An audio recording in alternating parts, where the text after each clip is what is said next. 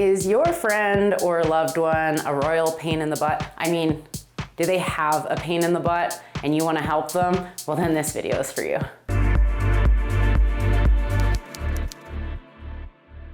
Okay, so this is probably one of the simplest techniques you can do to help a loved one or friend that might be having hip tightness, hip pain, sciatica, piriformis syndrome, or maybe just wants to have their butt rubbed. This is my husband on the table here. So I have him face down on my massage table, but if you don't have a massage table, you can just lay your person down on the floor, sofa, or bed and just be able to reach the back of their hips. So what you're going to do is at the back of their hips, you're gonna find their sacrum, which is that triangular bone at the base of their spine, and their hip bone.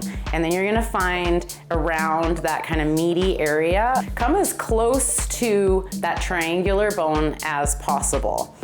Now I'm kind of backwards. Normally when I do this, I would work on the same side, but for camera purposes, I'm just going to stay this way. Now you can take your fingers, your fist, or when I'm doing this, sometimes I'll even use my elbow.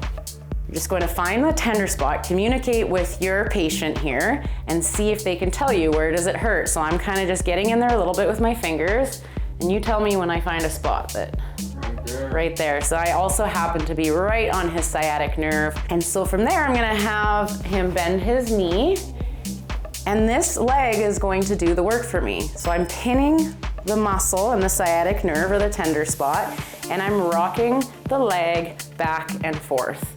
And really that's all it takes. So I'm pinning the muscle and then I'm stretching and not even contracting, but shortening it. How does that feel?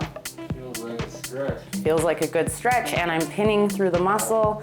And so as I move his leg back and forth, I can move my hand around a little bit, see if I can find any other spots, or if I'm using my elbow, you can get in there as well. And just to show you on the other side what it looks like. So if I was in there with my elbow, and you get a lot more pressure that way, don't I?